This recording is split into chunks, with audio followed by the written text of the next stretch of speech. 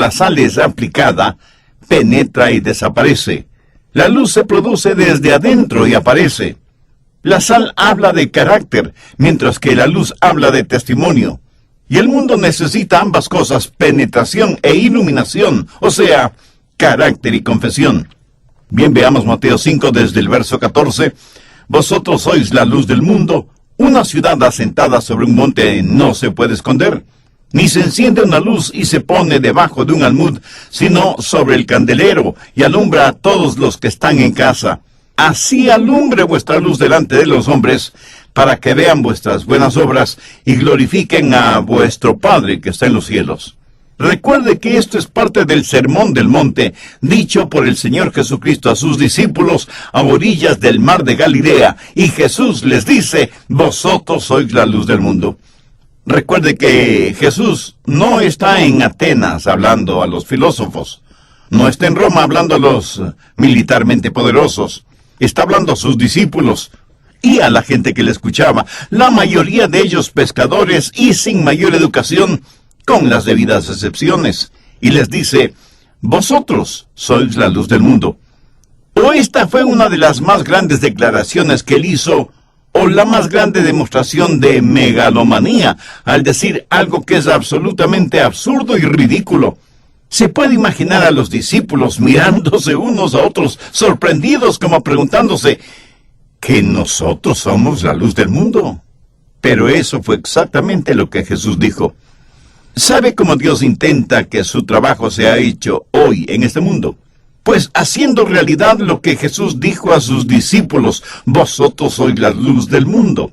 Y en este vosotros está incluido usted, mi estimado amigo o amiga, si es que es un creyente en el Señor Jesucristo. Lo que sucede es que muchas veces los creyentes no entienden eso. De alguna manera pensamos que esto de ser la luz del mundo es para algunos solamente, y eso no es cierto.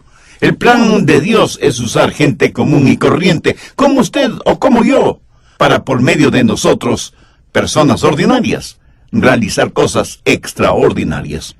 Nuestro mundo moderno se enorgullece de que ahora vivimos en una época iluminada. Tenemos gente multimillonaria, poderosa e influyente.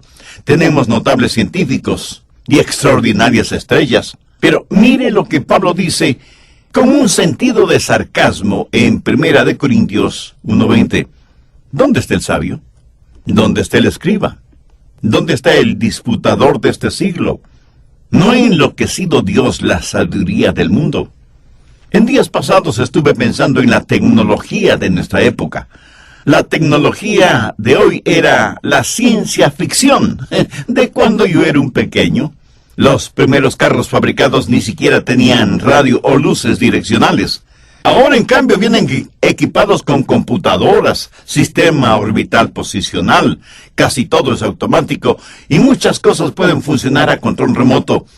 Y con una orden verbal, hasta le pueden decir a la computadora la clase de música o programas que quiere escuchar.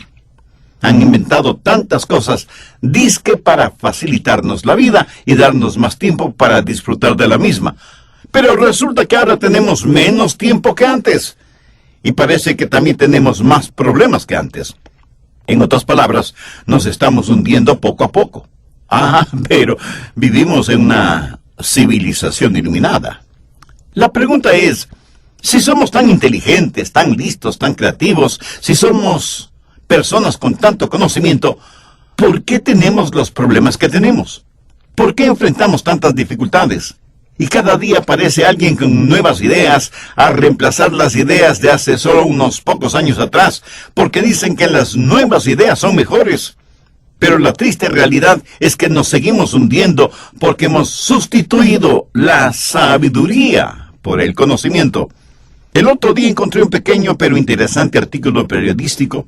No sé quién lo escribió, pero revela una triste realidad actual. Dice, el hombre moderno ha decidido abolirse a sí mismo, creando su propio aburrimiento, brotado de su propia afluencia.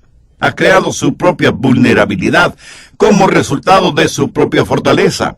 Ha creado su propia impotencia debido a su erotomanía. Él mismo está tocando la trompeta que derrumbará las murallas de su fortificada ciudad. y habiéndose convencido que hay muchos seres humanos, usa escalpelos y jeringas y píldoras para que haya menos seres humanos. Y habiéndose educado él mismo hasta la imbecilidad, y habiéndose contaminado y drogado hasta la estupefacción, mata al viejo y cansado brontosaurio en el cual se ha convertido y deja de existir. Jesús les dice, no a estadistas o filósofos, sino a gente común, vosotros sois la luz del mundo. Y eso es la maravilla del Evangelio. En Lucas 10:21 Jesús dijo, yo te alabo, oh Padre, Señor del cielo y de la tierra, porque escondiste estas cosas de los sabios y entendidos, y las has revelado a los niños. ¿Sabe cuál es la sabiduría de Dios? Busque 1 Corintios 1:21. Pues ya que en la sabiduría de Dios, el mundo no conoció a Dios mediante la sabiduría, agradó a Dios salvar a los creyentes por la locura de la predicación. ¿Qué es lo que está diciendo? El apóstol dice que predicaba a Cristo crucificado, por quien tenemos la sabiduría de Dios, por medio de quien somos la luz del mundo. Por medio de la cruz, aún los niños pueden conocer el corazón de Dios. Hay sabiduría más grande que el conocer el corazón de Dios. Y aunque a nosotros, los adultos, nos parezca una cosa imposible, aún los niños que conocen a Dios pueden entender los misterios de la vida y de la muerte. Ahora, el que nosotros seamos la luz del mundo, esto es algo que el mundo no entiende. Para el mundo nosotros no contamos. El mundo pone énfasis en la belleza física, en las bravuconadas, en el conocimiento y en el dinero, no en ese orden necesariamente. En cambio, Jesús pone el énfasis en el carácter. Vosotros sois la luz del mundo. ¡Cuán estupendo es eso!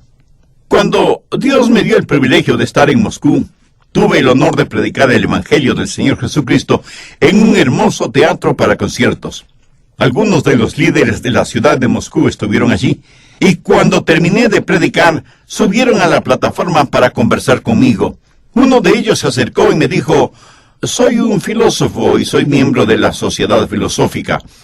¿Podría dar una conferencia para nuestros socios? Yo le contesté, gracias por esa honrosa invitación, pero mi agenda está completamente llena. Lo siento mucho. Él me dijo, Dr. Rogers, ¿me permite hacerle una pregunta? Claro que sí, hágala. Bueno, me parece a mí que hay dos ecologías, la más alta y la más baja. ¿Está de acuerdo conmigo? Sí, señor. Estoy de acuerdo con usted. Y mi interlocutor prosiguió, parece que hay una constante lucha entre la ecología alta y la baja. Eso es correcto, pero permítame aclarar algo. Lo que usted llama alta ecología es Dios, y lo que usted considera baja ecología es el poder de Satanás. Y por supuesto que están en constante conflicto, pero la Biblia enseña que el Hijo de Dios es Jesucristo, quien murió por nuestros pecados. La Biblia enseña también que si nos arrepentimos de nuestros pecados y recibimos a Cristo en nuestros corazones como nuestro Salvador personal, entonces Cristo vive dentro de nosotros, porque mayor es el que está en nosotros que el que está en el mundo. Usted puede vencer la baja ecología debido a quien es el Señor de la alta ecología, o sea, Jesucristo, si es que le entrega su corazón. Cristo vive en mi corazón y le puedo asegurar que Él quiere vivir también en su corazón. Habiendo dicho esto, me doy cuenta que ese líder estaba anotando lo que le decía. Me pidió que le repitiera algunos puntos y así lo hice con mucho agrado. Y estuve pensando, cualquier niño o niña en la escuela dominical sabe esto que es cristianismo básico.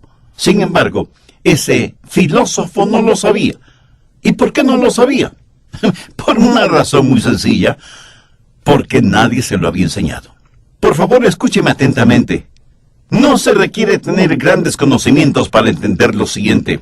Nosotros no tenemos absolutamente nada que no se nos haya dado.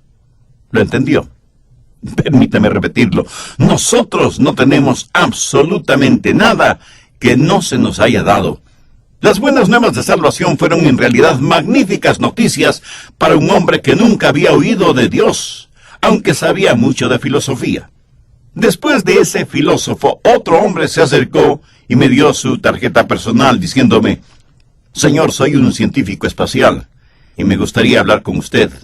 He sido un científico toda mi vida y por medio del estudio de la ciencia y de las leyes del universo, he llegado a la conclusión de que debe haber un poder superior, un poder sobrenatural, porque todo lo que existe en el universo simplemente no puede haber salido de la nada. Las intrincadas leyes del universo no podrían operar a menos que haya una fuerza superior que las controle. Yo francamente estaba sorprendido con lo que este científico me decía. Y le contesté, eso está muy bien dicho, señor, y estoy totalmente de acuerdo con usted. Todo en este mundo tiene las marcas de su creador, el todopoderoso Dios. Pero me doy cuenta que usted sabe de Dios por medio de sus estudios científicos. Puede ver cómo Dios trabaja. Pero usted no puede entender a Dios mientras Él no se revele a usted en forma personal. Permítame decirle que Dios ya se ha revelado a nosotros por medio de su libro, la Biblia.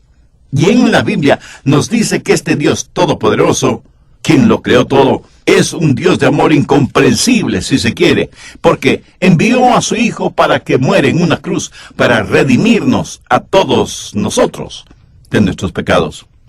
A ese hombre de ciencia le regalé una Biblia. Él la tomó y la apretó fuertemente con sus brazos contra su pecho, como si acabara de recibir el más importante de los premios.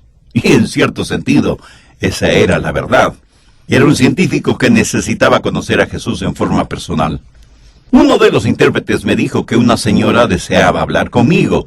Era una mujer de aproximadamente 35 años, elegante, atractiva, pero tenía lágrimas en sus ojos. Se me acercó y me dijo, soy abogada de una gran cadena de almacenes. Esta es la primera vez en la vida que he asistido a cualquier tipo de servicio religioso y entregué mi corazón a Cristo. Yo casi no podía creer lo que estaba escuchando. Mi corazón estaba reventando de júbilo y de agradecimiento a Dios. Así que tuve el gozo de compartir con ella más de la palabra de Dios y darle ánimos para que viva su nueva vida cristiana. Y no pude dejar de pensar en lo maravilloso que es que Dios tome a una persona común y corriente y nos llene con el poder de su Santo Espíritu, a fin de que podamos testificar por Cristo. Y quiero decir a los filósofos, los científicos, los abogados, los arquitectos, los doctores, y a todos los profesionales que me están escuchando por medio de este programa, que Jesús es la luz del mundo, y que su luz brilla en nosotros y a través de nosotros, y que Él toma personas ordinarias como usted y como yo, para realizar cosas verdaderamente extraordinarias. ¿Entiende ahora por qué Él dijo, vosotros sois la luz del mundo? ¿A quién se aplica vosotros? Pues a usted y a mí. Y usted inmediatamente me dice, no puede ser a mí, pastor. Sí, mi amigo. Se refiere a usted si es un creyente en el Señor Jesucristo. Sé que muchos de nosotros tratamos de evadir el bulto, así que avancemos en esta porción bíblica.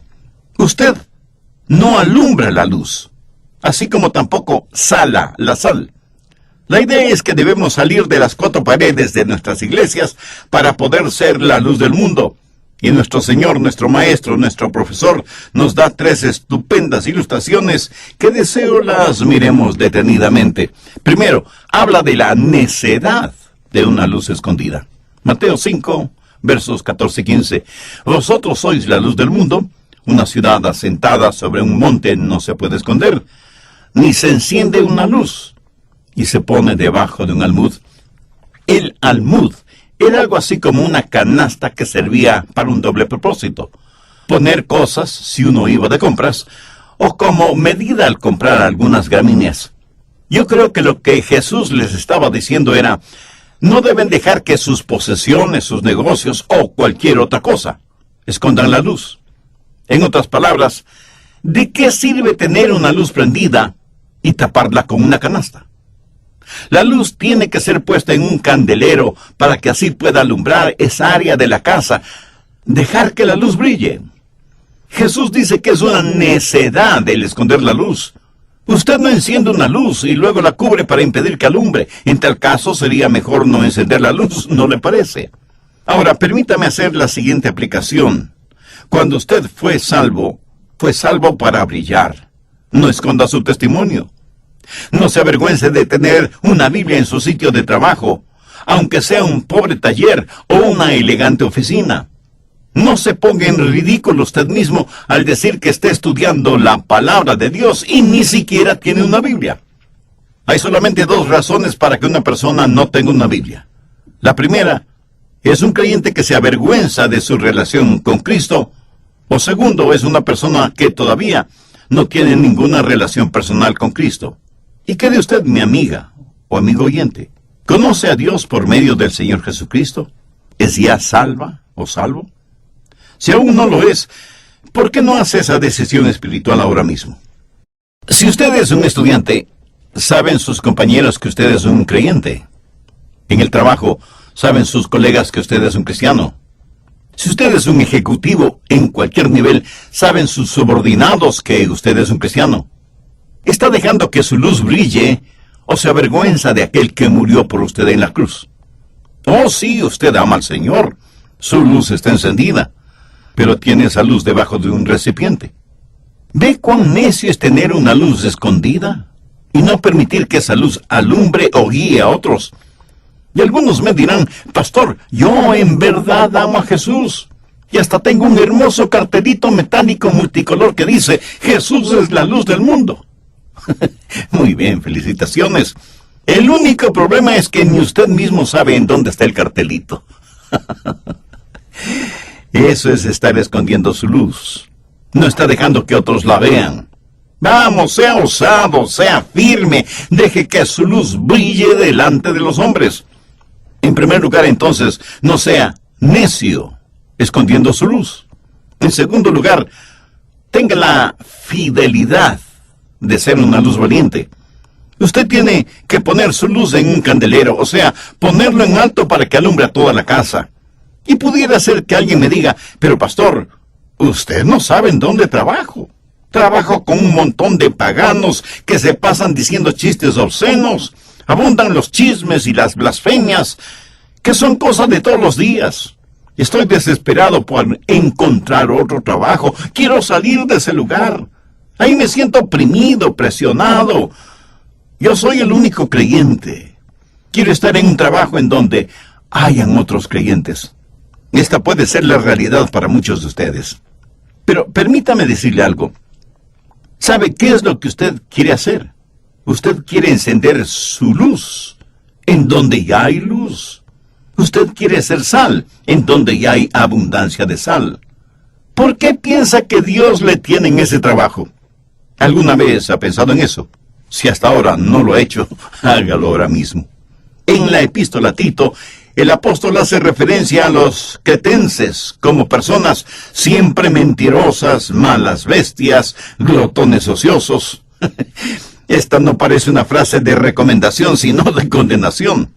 Por eso el apóstol le dice a Tito, por esta causa te dejé en Creta. O sea, la clase de personas que eran los cretenses fue precisamente la causa para que Pablo dejara a Tito en Creta. Y enseguida muchos se ponen a la defensiva diciendo, pero es que yo no tengo ningún talento, tampoco tengo recursos económicos, no soy muy inteligente que digamos, y cuando canto, yo mismo me doy una pésima calificación. Mi amigo, eso no importa, solo deje que su luz brille. De todas maneras, no es ni siquiera su luz, sino la luz de Cristo. Jesús es la luz del mundo. Y es Él quien brilla a través suyo. Permítame hacerle una pregunta. En una casa, ¿cuál luz es la más importante?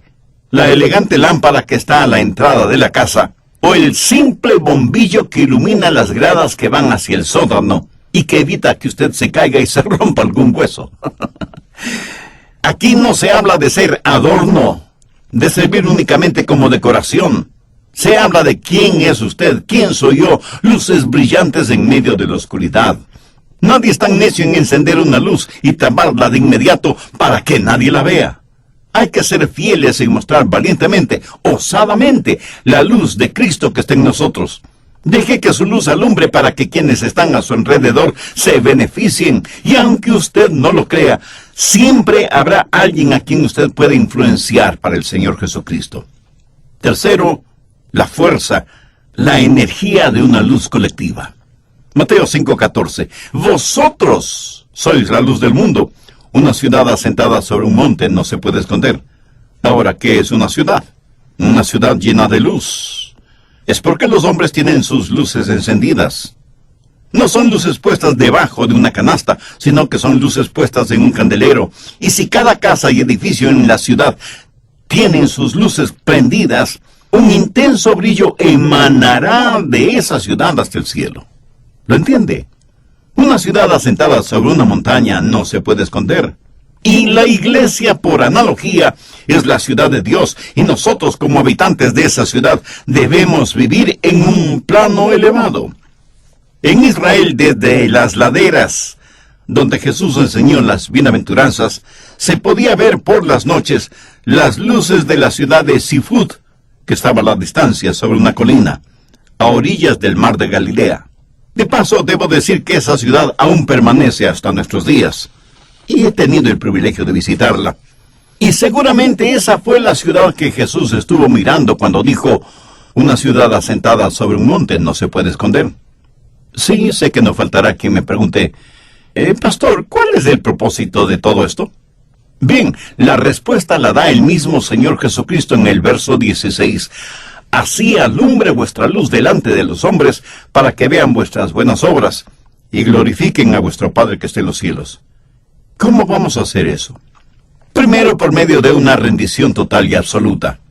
Verá, cuando usted está bien con Dios, cuando es salvo, estará lleno del Espíritu Santo de Dios, y usted no tiene que hacer fuerza para brillar. Si se esfuerza, lo que tendrá será un insignificante lustre, pero no brillo. ¿Cómo lograr ese brillo? Esté dispuesta a colaborar con Dios, y su luz brillará en forma natural, no forzada. Un gran siervo de Dios del pasado solía decir, si usted está bien con Dios, pero genuinamente bien con Dios, usted tendría que volverse un réprobo para no ganar almas para el Señor Jesucristo. Cuando la luz con la cual usted brilla es genuina, la gente querrá saber la fuente o la causa de ese brillo. La respuesta...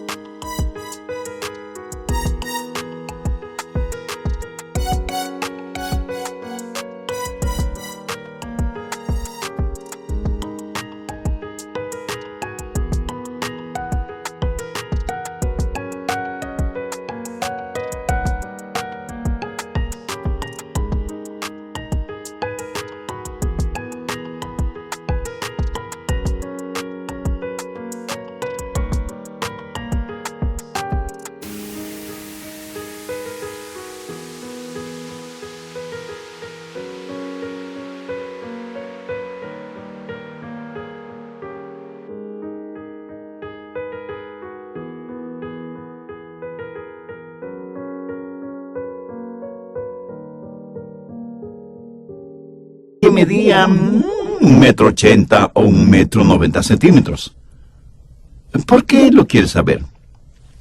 Mira, porque si Jesús vive en mí, y como Él es más alto que yo, todos lo verán primero a Él, y eso es genial. ¿No te parece, papá?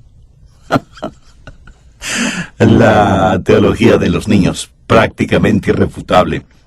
Entonces, para que su luz brille, debe haber rendición. Sencillamente, dígale, aquí estoy, Señor Jesús, a tus órdenes.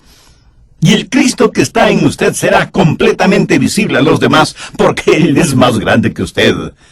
Pero no solo que debe haber rendición, sino que también debe haber sacrificio. Segundo, deje que su luz alumbre. Un fósforo, una vela, una lámpara no pueden alumbrar sin consumirse. En términos teológicos podríamos decir, sin sacrificio. De Juan el Bautista se dijo que era una luz brillante que se consumía. Si nosotros estamos listos a ser el combustible para el fuego del Maestro, entonces podemos entender lo que sucedió en el día de Pentecostés. Lenguas como de fuego se posaron sobre las cabezas de quienes estaban en el aposento alto y se volvieron como velas humanas para el Señor. Tercero, esté listo para el proceso de santificación. Mateo 5, verso 16. Así alumbre vuestra luz delante de los hombres, para que vean vuestras buenas obras, y glorifiquen a vuestro Padre que está en los cielos. Eso es santificación, ser a la semejanza de Cristo. La vida que usted vive en Jesús, es Jesús viviendo en usted. Y todo el mundo lo puede ver. Y entonces usted podrá decir con absoluta confianza lo mismo que dijo Pablo en Gálatas 2:20. Con Cristo estoy juntamente crucificado, y ya no vivo yo, mas vive Cristo en mí. Y lo que ahora vivo en la carne, lo vivo en la fe del Hijo de Dios, el cual me amó y se entregó a sí mismo por mí. Hudson Taylor fue un gran hombre de Dios, quien fundó el movimiento misionero hacia China. Cuando de visita él regresó a los Estados Unidos, un reportero al entrevistarle le preguntó: «Señor Taylor, ¿sabía que le comparan a usted con el apóstol Pablo? ¿Cómo se siente al respecto?». Y Hudson Taylor le respondió: «Pues me siento muy mal, porque lo que yo quiero es recordarles».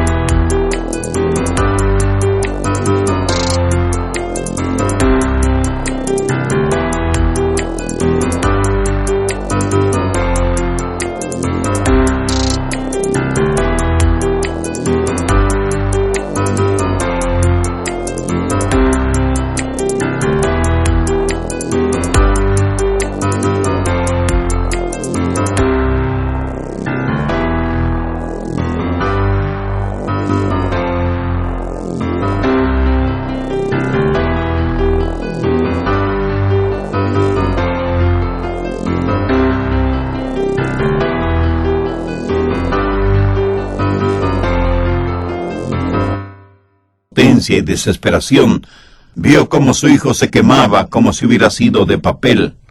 Noche tras noche, ese atormentado padre veía en su imaginación a su pequeño hijo envuelto en llamas, suplicándole que le salvara. Este mundo en el cual vivimos está pereciendo y agonizando lentamente. Y el mundo mira a la ciencia y le dice: «Ciencia, ¿puede salvarme?». Y la ciencia le responde: «No, no puedo salvarte. Puedo decirte cuán lejos está el Sol de la Tierra, o la distancia de aquí a la Luna, o a qué velocidad se desplazan los cometas en el espacio, y cosas por el estilo, pero no puedo decirte cómo remover el pecado de tu corazón». Entonces el mundo se vuelve a la filosofía y le pregunta: «¿Tú puedes salvarme?». Y la filosofía le responde: «No, no puedo salvarte. Puedo decirte más y más sobre las cosas que entiendes menos y menos, hasta que conozcas mucho sobre cosas que no entiendes. Pero no puedo salvarte». Y el mundo se vuelve a la educación y le pregunta: «¿Educación puede salvarme?». Y la educación le responde: «Mira, puedo darte conocimientos, hacer que seas más listo, pero no te puedo hacer más sabio ni puedo salvarte». Y el mundo se vuelve hacia la cultura y le hace la misma pregunta: «¿Cultura puede salvarme?». ¿Qué le responde la cultura? No puedo salvarte. Todo lo que puedo hacer es que este mundo sea un mejor lugar desde donde te vayas al infierno, pero no puedo salvarte». Mi amigo, hay una sola persona que puede salvarnos, y Él es el todopoderoso Señor Jesucristo, la luz del mundo. A lo mejor en su hogar usted lo ha tratado todo y nada le ha dado resultado. En su vida personal usted lo ha tratado todo, absolutamente todo, sin ningún éxito. Ha tratado la religión, tratando de empezar de nuevo, hasta se ha hecho miembro de alguna iglesia, y las cosas siguen lo mismo de malas. ¿Sabe por qué? Porque nunca se ha inclinado, nunca se ha doblegado, nunca se ha humillado delante del Señor Jesucristo. Es más, usted nunca le ha recibido en su corazón. Y es a Jesús, y solamente a Jesús, a quien su corazón anhela. Su mente pudiera querer ciencia o filosofía o educación o cultura, pero su corazón anhela a Cristo. Permítame decirle que el mismo Señor Jesucristo que me salvó a mí cuando yo no era más que un jovencito, es el mismo Señor Jesucristo que quiere salvarle a usted, y Él le salvará ahora mismo. si es que usted deposita su confianza en Él. Él es la luz del mundo, pero quiere comenzar disipando las tinieblas de su corazón para que usted se vuelva su luz en el mundo. Si desea hacer una decisión espiritual ahora mismo, le invito para que allí en donde esté,